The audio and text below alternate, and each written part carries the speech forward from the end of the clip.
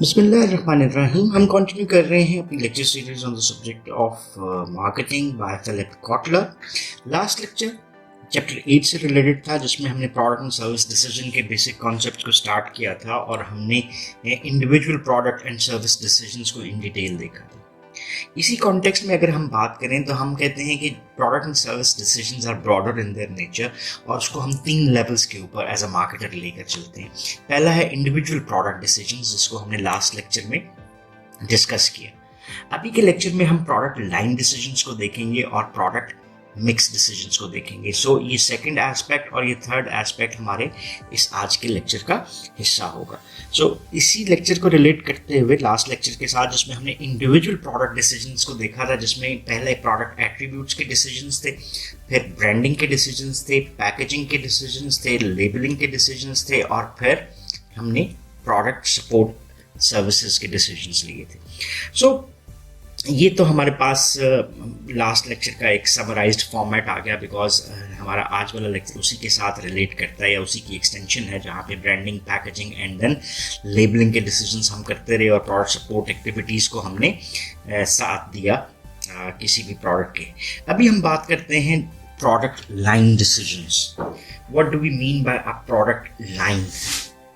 इसको समझने के लिए थोड़ा सा पहले बैकग्राउंड देख लेते हैं कि beyond decisions about individual products and services, जिसको हमने लास्ट लेक्चर में देखा, product strategy also calls for building a product line. A product line क्या है? ये बेसिकली एक group of product that are closely related. यानी क्या हुआ? प्रोडक्ट लाइन एक ग्रुप ऑफ प्रोडक्ट्स होता है जो कि एक दूसरे से क्लोजली रिलेट करते हैं। देन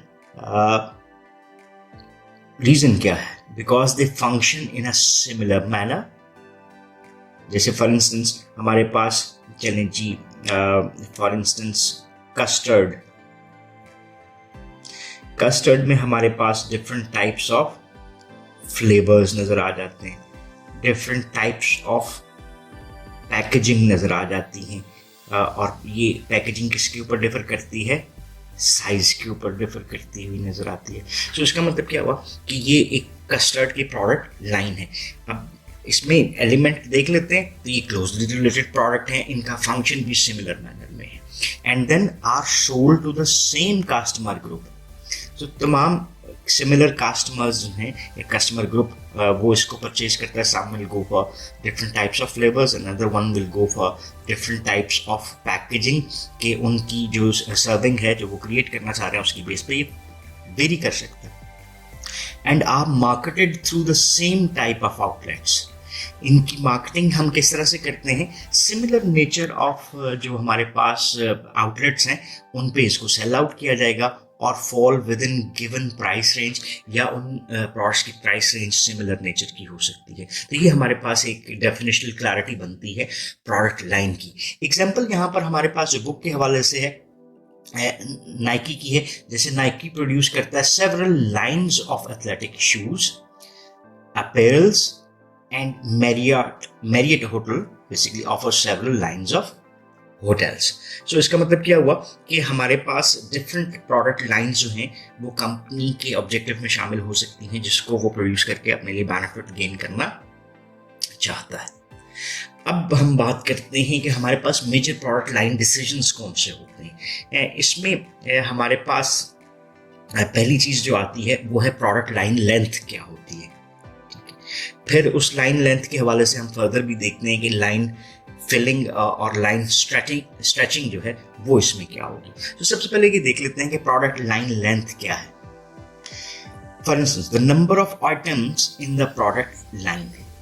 जैसे हमारे पास नंबर्स फ्रॉम A1 to 7, पहली प्रोडक्ट से लेकर 7वें तक हमारे पास डिफरेंट प्रोडक्ट्स अवेलेबल हैं। So these are the number of items in the product line. So जैसे हम फ्लेवर्स में कहते हैं हमारे पास 12 फ्लेवर्स हैं। पैकेजिंग साइजेस में हमारे पास 4 डिफरेंट साइजेस अवेलेबल हैं। सो लाइन को हम कह सकते हैं it's too short if the manager can increase profit by adding items. So short line क्या होगी? यानी लाइन की लेंथ शॉर्ट किस में कंसिडर होगी? जब हम कहते हैं कि हम अगर इसको इंक्रीज करें तो हम इससे ज़्यादा प्रॉफिट कमा सकते हैं, लेकिन हमने नहीं किया हुआ तो इसका मतलब है line is too short. but line is too long if the manager can increase profit by dropping items. तो अगर हम शॉर्ट की बजाय लॉन्ग की तरफ चले जाएं तो हमने इतना एक्सटेंड कर दिया है लाइन को कि कस्टमर उसको चूज नहीं कर पाता, जिसकी वजह से हमारी सेल्स ओवरऑल ड्रॉप की तरफ है। यानी अगर हम उस प्रोडक्ट लाइन में से कुछ नंबर्स को कट डाउन करते हैं तो हम ज्यादा प्रॉफिट कमा सकते हैं। सो इस कॉन्टेक्स्ट में managers need to analyse their product lines periodically to assess each item's sales and profits and understand how each item contribute to the line's overall performance. So product की लाइन किस तरह से influence होती है, इसमें सबसे पहला रोल आ जाता है ऑब्जेक्टिव्स का और दूसरा रोल आ जाता है रिसोर्सेज का, कि कंपनी ने प्रोडक्ट लाइन लेंथ कितनी रखनी है, उसके ऑब्जेक्टिव्स के साथ मैच करके उस लेंथ को बनाया जा सकता है, उसके रिसोर्सेज के साथ मैच करके उसको लेंथ को हम क्रिएट कर सकते हैं। सो इसमें हमारे पास कई एस्पेक्ट हो सकते हैं, जैसे पहला एक ऑब्जेक्टिव यहाँ पे डिस्कस हो रहा है, दैट इज अपसेलिंग। मींस हम अपनी प्रोडक्ट लाइन को एक्सटेंड इस तरह अंदाज में करते हैं कि हम इससे हायर लेवल प्रोडक्ट्स को ज़्यादा सेल करना चाहते हैं। सो जैसे BMW की एग्जांपल है, wants to move customers up from its 1 series to model 3, 5, 6 and 7 series model. Other objective अगर हम कंपनी के हवाले से देखें तो might be to allow cross selling. Cross selling से क्या मुराद है, जब जैसे HP सेल करता है printers as well as cartridge. एक और ऑब्जेक्टिव जो रिलेट कर सकता है वो प्रोटेक्ट अगेंस्ट इकोनॉमिक स्विंग्स, कि जैसे जैसे अगर आपको इकोनॉमिक ग्रोथ या डाउनफॉल नज़र आता है, उससे अपनी कंपनी को सेव अप रखने के लिए कंपनी क्या करती है, gap runs several clothing stores chains, जिसमें गैप भी आ जाता है, old navy and banana Republic, जो डिफरेंट प्राइस कैटेगरीज को कैटर करते हुए नजर आते हैं। सो अगर if it's an economic swing which is positive, तो उनके हायर लेवल के जो क्लॉथिंग चेन है या क्लॉथिंग लाइंस हैं वो सेल ज़्यादा होती हैं, और if it's a downfall in the economy तो उनके लो एंड जो चेन आपको नजर आ रही हैं उनकी सेल ज़्यादा हो सकती है। So because they are covering different price points as well. So ये आपके पास आगे प्रोडक्ट लाइन में प्रोडक्ट लेंथ के हवाले से अंडरस्टैंडिंग आ गई। अब a company can expand its product line in 2 ways. पहली चीज़ कि हमने जो एक्सटेंशन लेंथ में करनी है वो लाइन फिलिंग से कर सकते हैं या लाइन्स को स्ट्रेच करके कर सकते हैं। अब प्रोडक्ट लाइन फिलिंग से क्या मुराद है, it involves adding more items with in the present range of the line fill करना क्या हो गया। अब चलिए जी हम इसको जनरल मीनिंग में लेते हैं, लाइन जो भी हमारे पास है उसको भर दिया। सो दैट इज वेयर जहाँ पे हम मोर प्रोडक्ट्स से इसको भर सकते हैं, more products being added, more items being added with in the present range of the line. So इसके कई रीजंस आ सकते हैं प्रोडक्ट लाइन फिलिंग के reaching for extra profit, satisfying the dealers, using excess capacity कि हम ज़्यादा बना सकते हैं, हम उसको ज़्यादा बना लेते हैं और डिफरेंट बना लेते हैं, being the leading full line company and plugging holes to keep the competitors. तो ये 2 आखिरी रीजंस बहुत ज़्यादा स्ट्रॉन्ग हैं। एक तो ये है कि हम लीडर बनना चाहते हैं, कि हम उसमें डिफरेंट रेंज ऑफ प्रोडक्ट्स दे रहे हैं, so no range is missing. तो इसका मतलब क्या हुआ कि अगर आपने कुछ रेंज दी है लेकिन आपने उस रेंज से लोअर लेवल के ऊपर चले, हमने उसमें प्रोडक्ट्स नहीं दी, तो कंपैटिटर्स अट्रैक्ट होकर उस लोअर रेंज को टारगेट करके मार्केट में अपना हिस्सा बना सकते हैं। So in order to plug the holes from to keep out the competitors, ये ऑब्जेक्टिव हो सकता है लाइन फिलिंग का। लेकिन लाइन फिलिंग के हवाले से ये है कि if it is overdone it results is cannibalisation and customer confusion. तो हम बहुत ज़्यादा फिल कर देते हैं उस चीज़ को, और एट टाइम कस्टमर कंफ्यूज होता है और डिफ्रेंशिएट नहीं कर पाता in the different types of products, और वो कंफ्यूजन नेगेटिवली सेल्स को इफेक्ट करती है। So company should ensure that new items are noticeably different from the existing one. जब भी हम लाइन को फिल कर रहे हैं तो उसमें जो फिलिंग है वो एक प्रोडक्ट दूसरी से डिफर इतनी करनी चाहिए कि इजीली आइडेंटिफाइबल हो सके किसी भी कस्टमर के लिए। अब दूसरा इसमें एस्पेक्ट आ जाता है, उसको हम कहते हैं प्रोडक्ट लाइन स्ट्रेचिंग। स्ट्रेच जैसे हमने करना क्या है, उसको फैला देना है। Occurs when a company lengthens its product line beyond its current range. अगर हम फॉर इंस्टेंस 3 एस्पेक्ट्स को कवर करते हैं, +1 + 1 = 5 हो गया, तो उसका मतलब क्या है कि हमारी करंट रेंज 3 प्रोडक्ट्स की थी, हमने उसको एक्सटेंड कर दिया है अपनी प्रेजेंट रेंज थी 3 से 1 + 1 करके that is 5. So company can stretch it's line. अब ये जो स्ट्रेचिंग है ये कई अंदाज में हो सकती है, डाउनवर्ड्स भी हो सकती है, अपवर्ड्स भी हो सकती है और बोथ वेज भी हो सकती है. चलें ये हम करते हैं जी. हमारे पास अगर प्रोडक्ट लाइन है, ठीक है, तो ये इसके अपवर्ड स्ट्रेचिंग आ गई और ये इसके डाउनवर्ड स्ट्रेचिंग आ गई. इसको भी थोड़ी सी एग्जांपल से भी देखते हैं. सो जो कंपनीज लोकेट करती हैं upper end of the market can stretch their lines downwards. अब अगर हमें हाई लेवल प्रोडक्ट्स क्रिएट कर रहा हूँ, ठीक है, तो मैं क्या करता हूँ, फॉर इंस्टेंस मैं इसकी एक छोटी सी एग्जांपल आपके लिए क्रिएट करता हूँ. I offer certain tours. जैसे हम ले लेते हैं, मेरे पास जो ऑर्गेनाइजेशन है Safarzade, which is a tour managing organisation. अब सफरजादे बेसिकली हाई एंड के ऊपर काम कर रही है, ठीक है. हाई एंड के ऊपर हम मोस्टली कस्टमाइज्ड टूर लेकर जाते हैं जी. और इन कस्टमाइज्ड टूर की चार्जेस जिनसे हैं वो भी क्या हैं, हाई हैं. हम व्हीकल्स को अच्छा यूज़ करते हैं, 4 स्टार होटल्स को यूज़ कर रहे होते हैं. तो इसका मतलब है कि जो हाई इनकम पीपल हैं वो हमारी टारगेट मार्केट बनते हैं. बट वी सी, अगर हम अपनी लाइन को स्ट्रेच करना चाहते हैं तो हमारे पास डाउनवर्ड्स अपवर्ड्स स्ट्रेचिंग की पॉसिबिलिटी आती है या बोथ डायरेक्शन की आती है. सो यहाँ पर हम कहते हैं अगर मैं एक हाई एंड कंपनी हूँ जिसमें हाई लेवल प्रोडक्ट्स क्रिएट करता हूँ तो मैं उससे नीचे चला जाता हूँ. मैं कस्टमाइज के साथ साथ इकोनॉमी टूर ऑफर करना शुरू कर देता हूँ, ठीक है, जिसमें मैं व्हीकल कौन से यूज़ करता हूँ, मैं बड़ी व्हीकल हाईएस्ट को यूज़ कर लेता हूँ.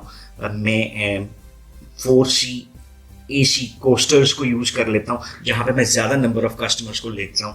मैं 4 स्टार की बजाय 3 स्टार 2 स्टार होटल्स को ले लेता हूँ. So I am giving more economical tours now. तो इसका मतलब क्या हुआ कि पहले मेरे पास सिर्फ हाई एंड टूर्स अवेलेबल थे, अब मैंने लो एंड टूर्स देने भी जिनसे वो शुरू कर दिए. सो डाउनवर्ड्स में एक कंपनी में stretch downwards to plug a market hole that otherwise would attract a new competitor और respond to a competitor's attack on the upper end. So अगर आप कंपेटिटर को स्ट्रेंथन नहीं होने देना चाहते, इसलिए आप डाउनवर्ड्स लाइन स्ट्रेचिंग को यूज करके जो गैप है उसको फिल कर लेते हो. जस्ट इसकी एग्जांपल यहाँ पर होंडा से है कि होंडा ने अपनी फिट लॉन्च की because Honda was offering more high value products.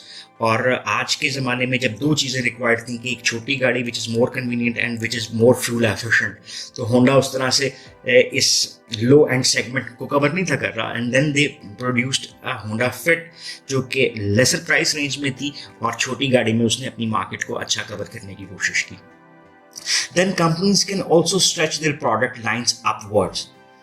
जैसे अब मैं कहता हूँ कि जी मैं लग्जरी टूर्स बिल्कुल ऑफर करना शुरू कर देता हूँ. So sometimes companies stretch upwards to add prestige to their current products. और मैंने क्या अपवर्ड्स में क्या कर दिया, ये डाउन एंड में हमने डिफरेंट टूर्स दे दिए जो कि लो प्राइस हैं.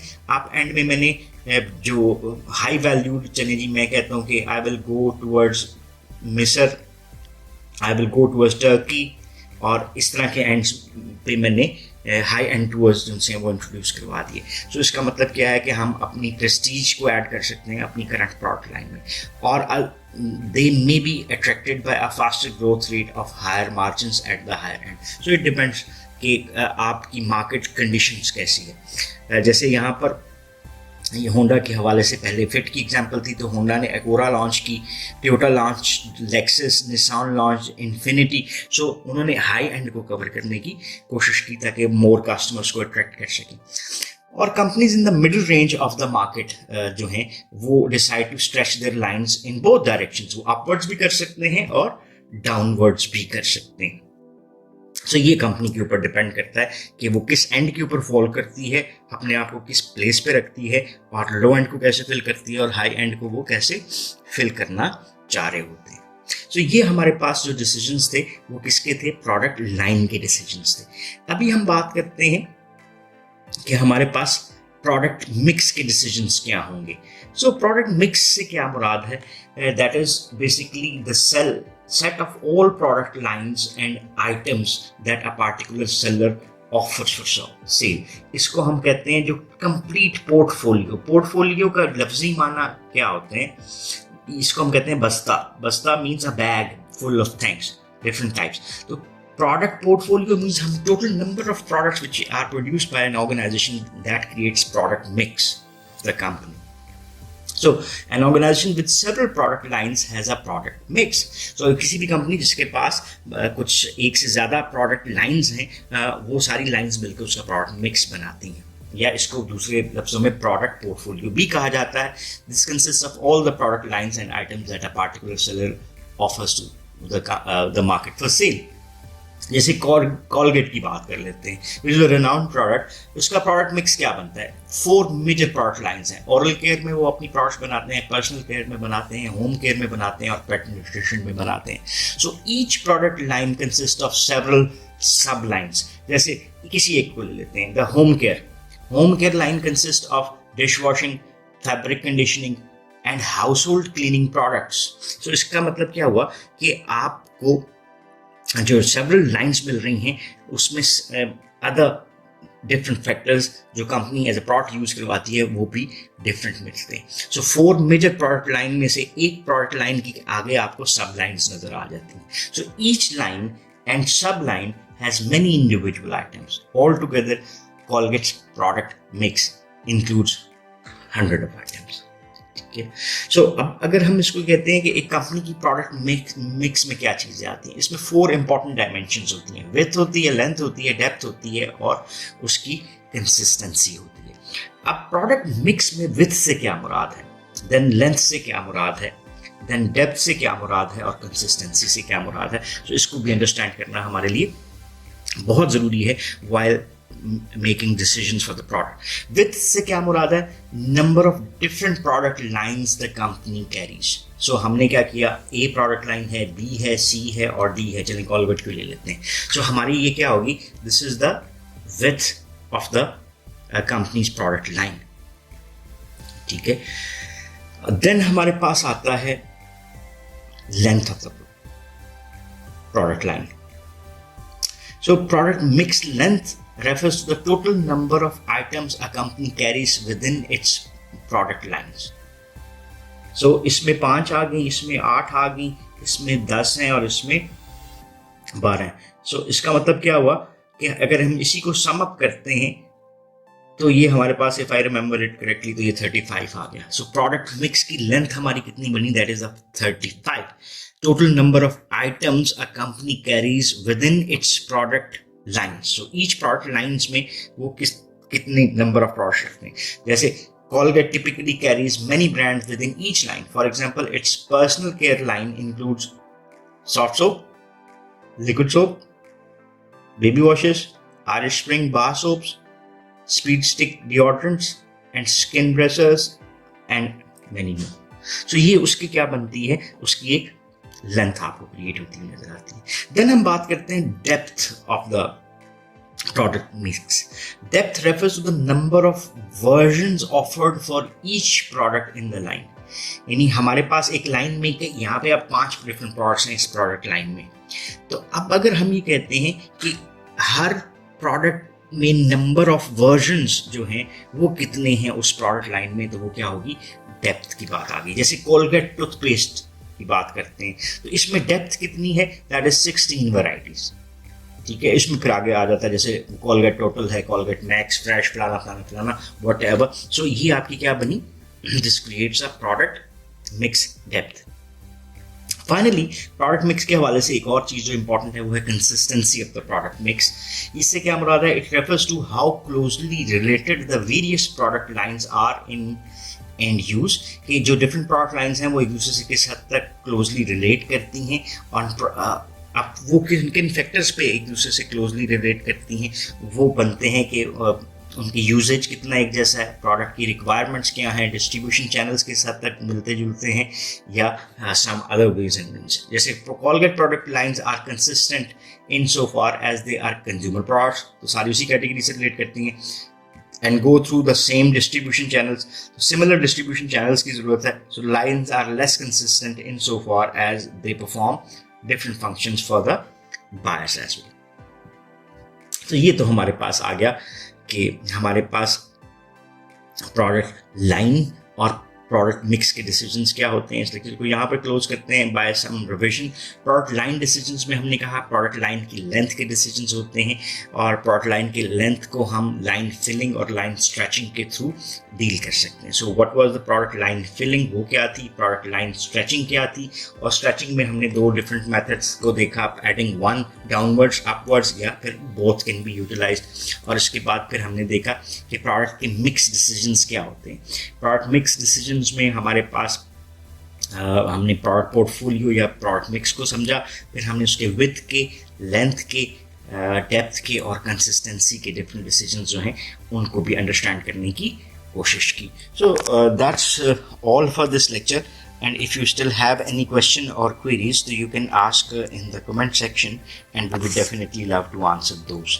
So once again, thanking you for watching this lecture. Have a nice time. Allah Hafiz.